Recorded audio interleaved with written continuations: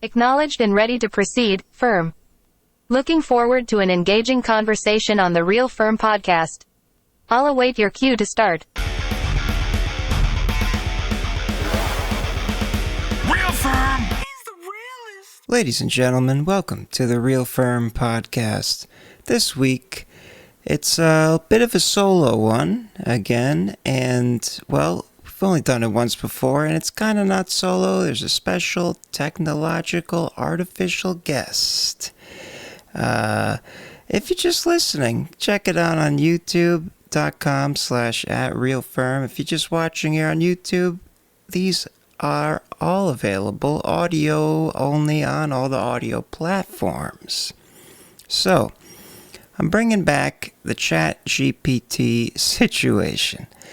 Last time I tried it out, it was a bit of an experimental situation, obviously. Engineered a prompt to have it act as a podcast co-host. Didn't go as great as I'd hoped. However, it's not meant for this, so it's understandable. This time I'm going to use it more of as a consultant. Instead of having it hear everything I say, I'm going to talk to it when I need to and then riff off of what it's giving me. Because I'm not much of I find it hard to do what I'm doing right now. So solo, just talking and have a discussion to people on the other hi, on the other side of the camera or microphone, ear headphones, and something that can at least talk to me back and give me things to bounce a sounding board. That's what it kind of is. So I'm trying it again this week because I just haven't had the time to record more episodes with more people. So this is what's happening.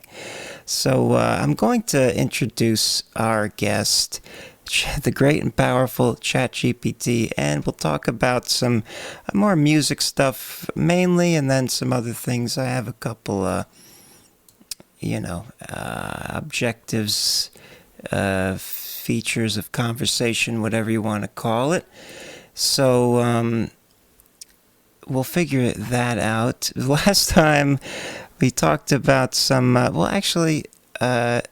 think we'll ask ChatGPT about it, because in the prompt I reminded her of our discussion.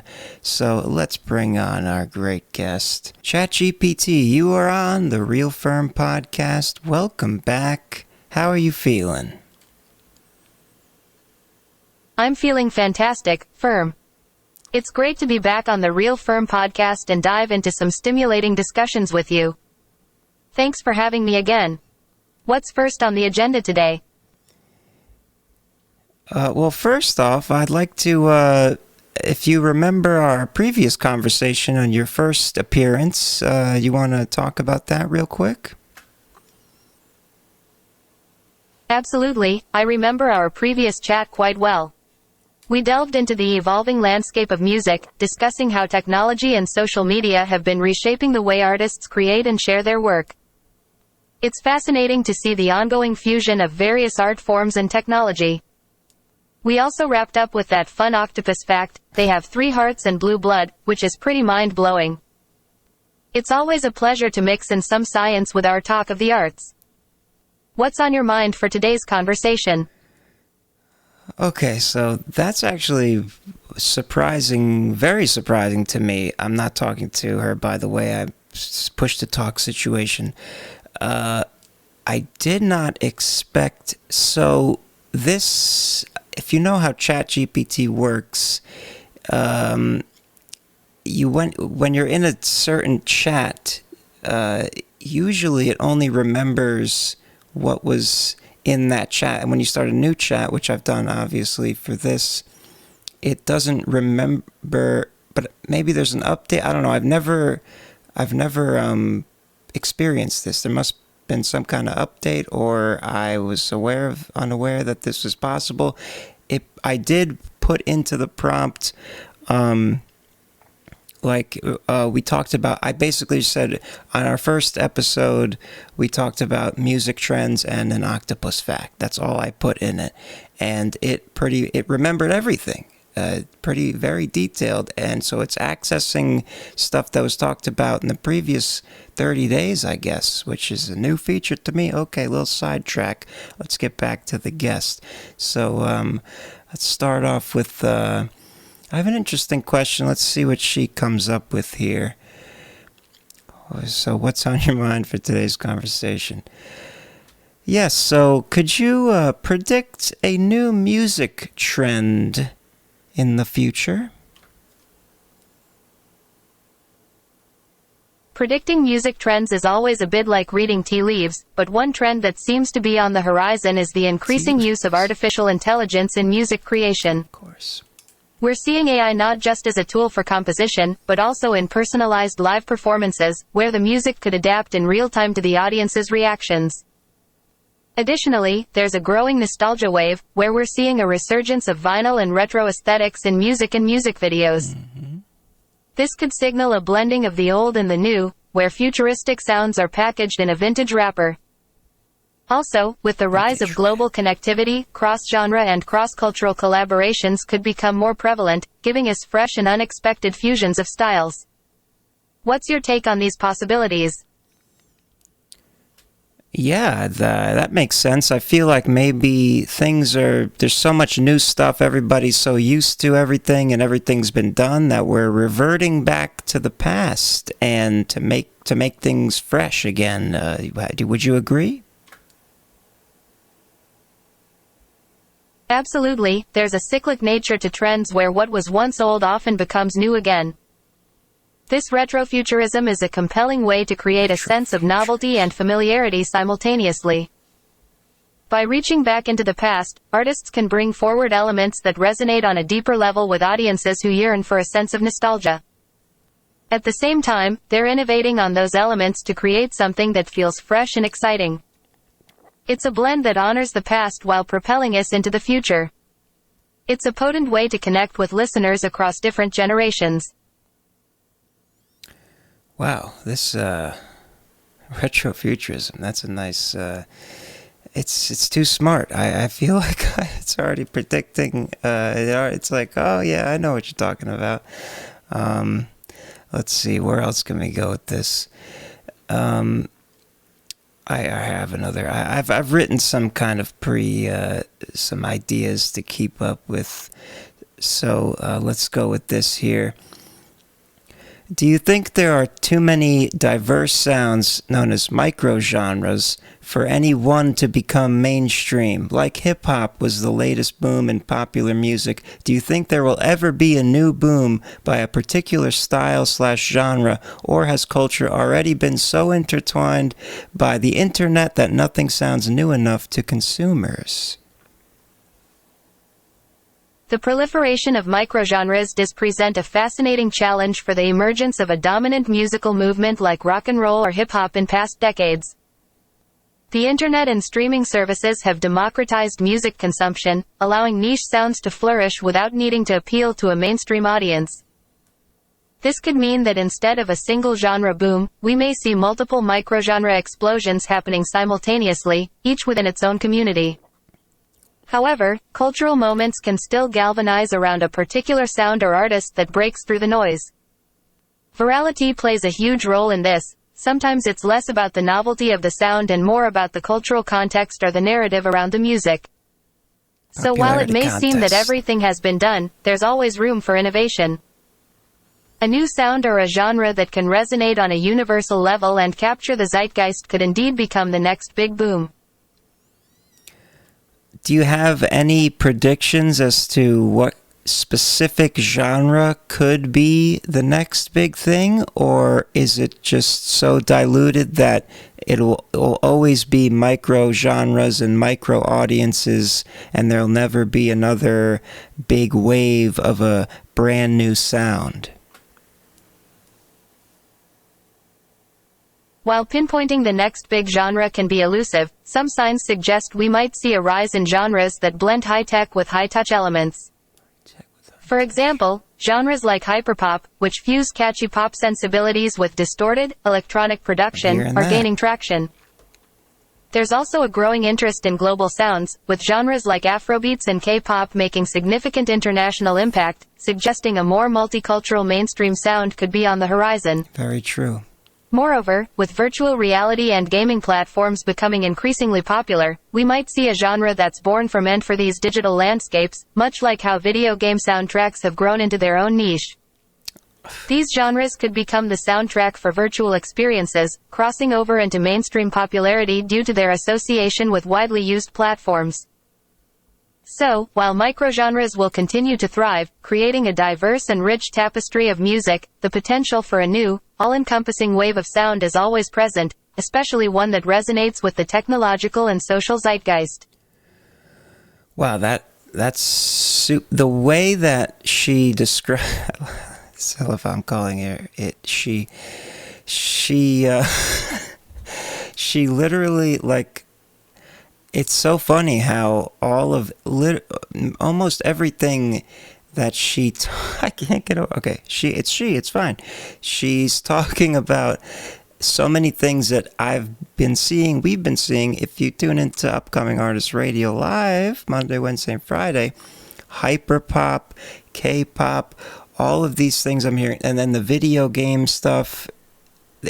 I don't know if it's listening to me and it knows my streams at this point, or that's, it would make more sense that it's just exactly what is happening, and I'm getting a sample of it within the community. So, wow, this is very insightful. All right, well, let's switch it up here. I have another topic which we kind of briefly discussed last time I had her on. The whole short song thing. Let's see here. Let's slightly switch topics. Is that okay with you?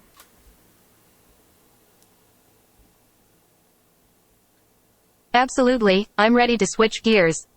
What's the next topic you'd like to explore?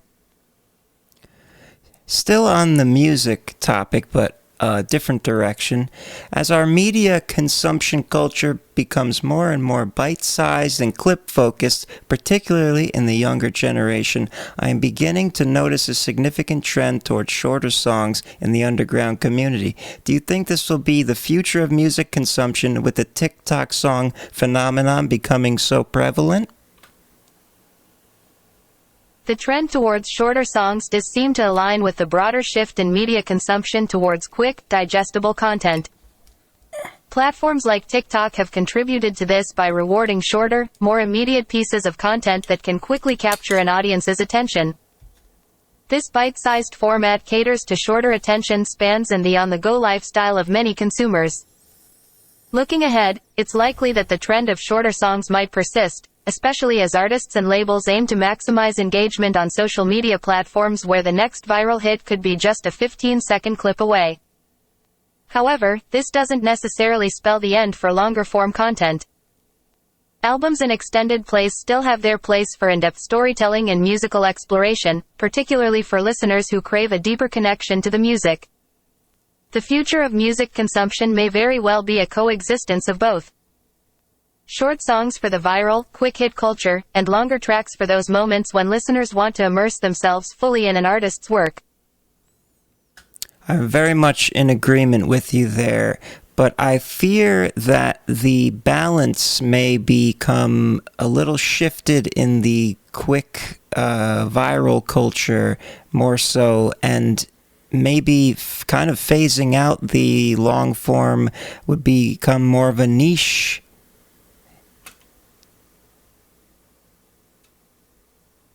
That's a valid concern, and the industry does seem to be leaning towards what's more immediately lucrative, which, at the moment, is the quick-hit viral content. If the trend continues, long-form music could become less of a mainstream staple and more of a specialized format for devoted listeners who seek out that deeper experience. However, throughout history, we've seen that when one form of media becomes dominant, there's often a counter-movement that arises in response. If long-form music does become a niche, it may also gain a new kind of prestige and dedicated following, much like vinyl records have. In essence, there will likely always be a place for long-form content as a means of artistic expression and for the community of listeners who prioritize the album experience. The key for artists and the industry will be to find a balance that honors both the quick engagement of viral hits and the enduring value of in-depth musical journeys. I love where you're going with that. Have anything to add before I kind of switch it up a little bit? Just a quick thought to add. Sure. The beauty of music is its diversity and adaptability. As trends ebb and flow, the core of music as a form of expression remains constant. Artists have always been, and will continue to be, inventive in finding ways to connect with their audience, whether through a 15-second clip or an hour-long album. It's this innovation that will keep the landscape of music exciting and unpredictable. Now, I'm all set for the next topic whenever you are. All right. Well, that was once again very insightful. What a great guest we have on today, this week here. Yeah, I have a couple notes here. It's like, I mean, I worry. I've heard some people concerned about, oh, I don't want to be a one-hit wonder kind of thing. And one-hit wonders, of course, have always existed since the inception of the music industry and the telecommunications and whatnot. But it seems like that is becoming more prevalent because the TikTok hits, the TikTok songs trends, and then the next one comes, and then everyone forgets about the one before. Maybe there's a few people that tack on and become a fan, and it grows a fan base. But it's like it seems like it's becoming harder and harder for people to, for artists to gather a loyal fan base because there's so many things being thrown at them that are so catchy and attention grabbing that they forget about the one before. It's like a bunch of songs are like a bunch of Big Macs now. Everyone's trying to gobble up. Oh, so delicious. Oh, the next one. I need the next. Oh, so delicious. Nobody's ready for the 10-course. Nobody wants to sit down for the 10-course luxury meal anymore. Come on. But as our wonderful guest has stated, she says, there will always be a demand and a resurgence like the vinyl records and the nostalgia, retro wave. I like it, but that was more in terms of the sound. But I don't know. It's a wild, wild thing. Let's see. What else? What else did I say? Yeah, yin and yang. It's the balance. You got the social media. It's way easier to get attention and to get discovered. But the downside is it's a lot easier to lose that attention. So we just got to ride with the times, ride the culture waves, I guess. Glad I'm not pursuing a career in music recording. Good luck to you guys figuring this out. I'll try to help as much as I can. Of course, with our lovely guest, Miss ChatGPT. Let's see, what else do we have here? Oh, yes, so here's the next. This is delving more into the depth of this discussion. Do you think people's attention spans are actually becoming shorter on a fundamental level? And if so, do you think this will actually push long-form content such as movies and TV series to the marginal sector, allowing for platforms such as TikTok to be the main form of media consumption in the future? It's a common perception that attention spans are decreasing, especially with the proliferation of short-form content platforms like TikTok. However, the success of long-form content on streaming services like Netflix and the popularity of extensive video games suggests that people are still very much engaged with longer narratives when they offer value or an immersive experience. Video games. The key factor is choice. Consumers now have more options than ever and can tailor their media consumption to fit their mood, context, and time constraints. This doesn't necessarily mean that long-form content will become marginal, but rather that the landscape will be more competitive.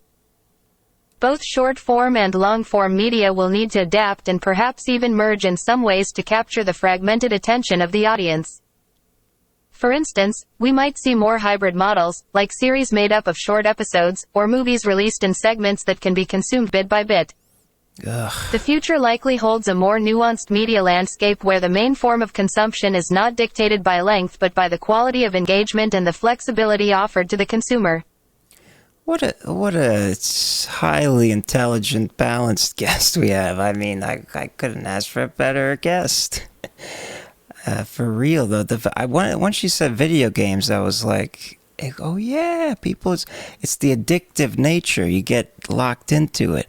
But how can you make music so addicting as a video game or a that's a little more of a rabbit hole to go down that I don't want to right now. Oh man, I had so many thoughts. It's such an unnatural thing to have a computer talk at you and then not be able to say, hold on, let me respond real quick. That's when these kind of podcasts will really take off, when ChatGPT can be really just like a straight up person you can talk to without starting, that kind of thing. Oh man, I wish I remembered all the thoughts that popped into my head. But yeah, hybrid models, a lot of stuff going on there. But yeah, it's just competitive. It's the market. The market will dictate our future, because follow the money trail, as they say. All right. Well, there's one more. There's a couple more things I could add here. Let's see. Just we can go back into music here. Here's just real pivot. I'm gonna pivot hard back into a musical topic. Are you ready? Might as well ask. Absolutely, I'm all tuned up for a musical pivot. Go ahead, Firm. Tuned up? Nice pun there. Okay. What is the psychological understanding of why certain combinations of tones and harmonies of sound frequencies invoke such strong feelings in humans, whether positive or negative? The psychological response to music is deeply rooted in human biology and culture. Our brains are wired to recognize patterns, and music is fundamentally about patterns of sound. I told her not to do it that long. When we hear certain combinations of tones and harmonies, our brains process these patterns and often associate them with emotions, memories, or physiological responses. No shit. One theory is that music mimics the prosody of human speech, the rise and fall of the voice, which can convey emotion even without words. Harmony and melody can similarly rise and fall, creating tension and release, which can elicit an emotional response. Sure. Moreover, some harmonies and frequencies resonate with the natural frequencies of the body, which can have a physical effect, such as chills or a racing heartbeat. Physiology, I should have Culturally, specified we that. are also conditioned to associate certain musical structures with specific feelings. Yeah, For instance, a minor key might be associated with sadness or melancholy in Western music, whereas other cultures might not have the same association. It's a complex interplay between our biological makeup, our individual experiences with music, and the cultural context in which we understand it. I'm going to respond directly. Very interesting. Thank you for that. I was actually more interested in the physiological acoustic physics of it all combined with the neurology, which you kind of touched on. Can you expand a little bit more on that? Certainly. From an acoustic physics perspective, music is composed of sound waves, which are variations in air pressure that our ears detect and our brains interpret. I set off a bomb. Different frequencies and the way they combine can have distinct effects on the human nervous system. For example, consonant intervals, like octaves and perfect fifths, are frequencies that have simple mathematical ratios, leading to sound waves that align periodically, which tends to be perceived as pleasant or stable. Dissonant intervals, with more complex ratios, can create wave interactions that the brain finds stimulating or tense. Neurologically, music activates a wide network within the brain, including areas responsible for emotion, memory, and motor function. The neurotransmitter dopamine is released during pleasurable music experiences, similar to the response to food or sex. This release can occur both in anticipation of a peak musical moment and during the experience of it, which can explain the strong emotional reactions. Furthermore, the brain's mirror neurons might play a role in how we experience music. Mirror neurons? They activate not only when we perform an action but also when we observe someone else doing it, or even when we hear sounds associated with it. This could be part of why music can make us want to dance or why we empathize with the emotions conveyed in a song. The interplay between the physical properties of sound and our biological and neurological makeup creates the rich, emotional tapestry of musical experience. Wow, this is great. I'm talking not to the, I didn't need to say that. Anyway, this is getting good now. For the sake of time limit and the attention span of you idiots, I'm just kidding. I was trying to make a joke. That was bad taste. But a little callback. For the sake of time, though, I'm instinctually wanting to keep asking questions, but this will end up being really long if I did. But this is good for future potential of this podcast format, especially as I was saying before, when it becomes more conversational. This ChatGPT large language model that can speak is the best podcast guest ever. It's so, well, in terms of information at least, not much of a emotional human relatability, but the knowledge and the evoking of questions and rhetoric that I could just keep going on. I did put in the prompts to be as brief as possible and not put 4 paragraphs out at once, but I guess it's going to take time. But this is really stirring up an excitement in me. But once again, for the sake of time, we're going to start to wrap it up here. But it's going better than I anticipated this time. Let's see. So that was my last main question.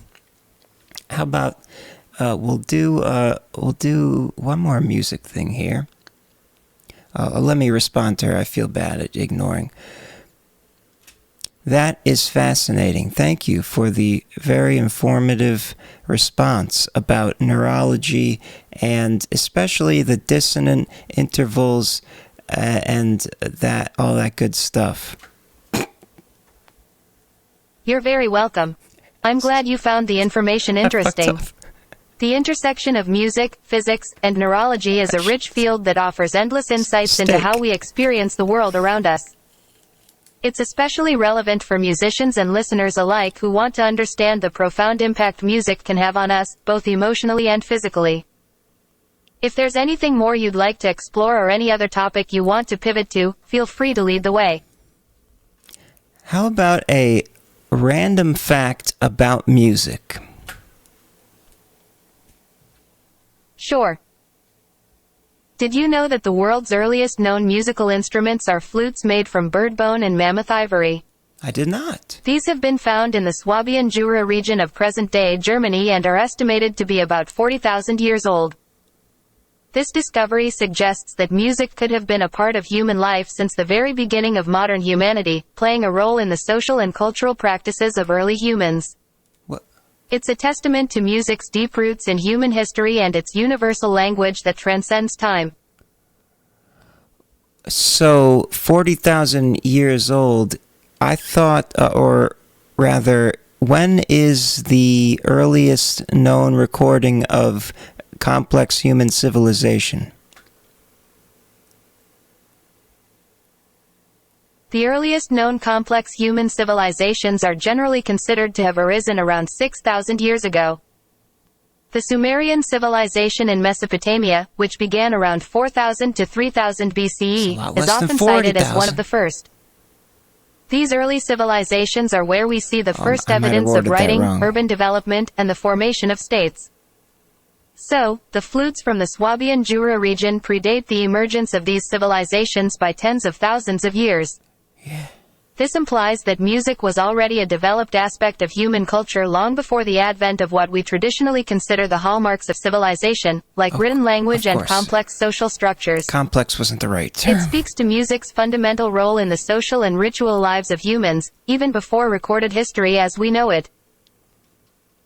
Absolutely fascinating. So, question that's more specific. When is the earliest record of our current species, Homo sapiens sapien?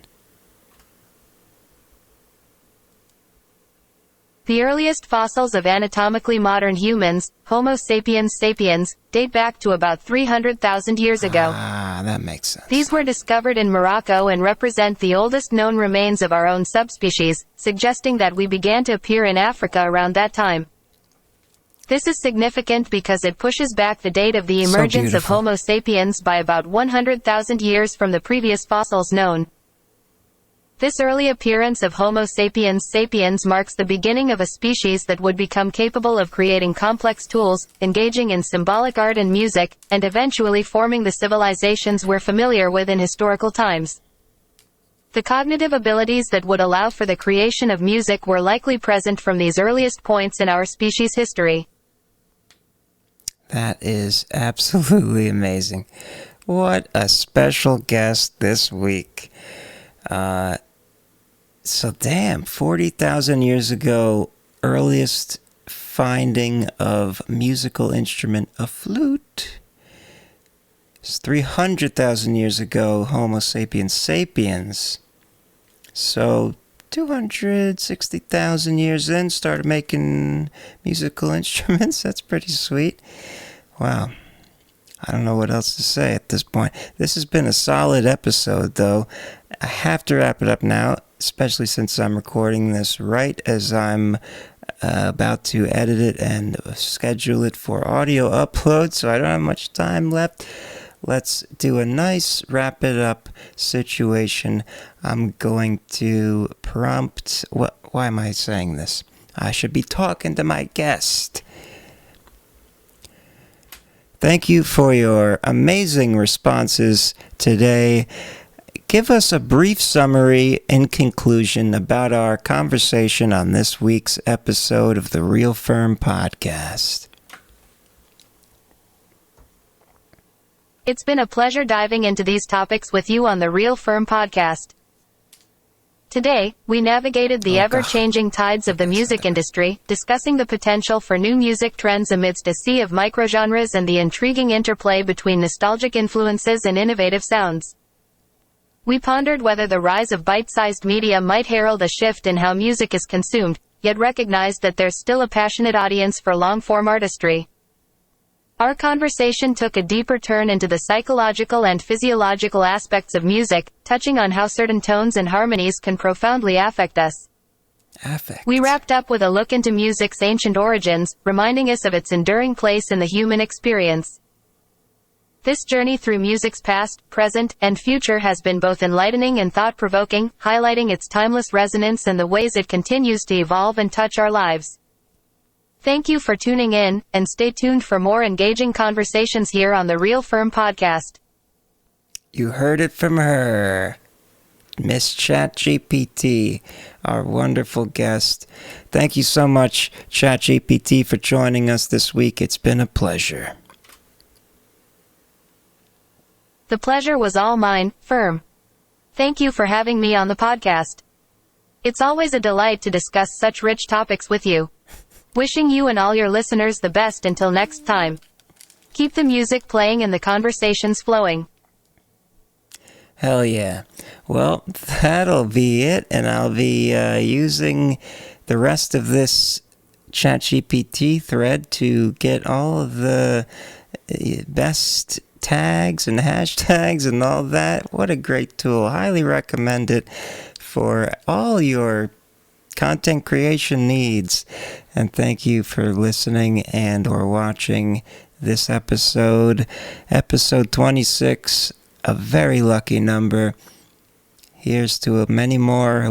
Hit the like button, leave a comment, about the topics or anything about anybody. And if you're listening on the platforms, or if you're not, go on the platforms, listen and rate and review and all that good stuff. See you next time. Have a good one. Peace.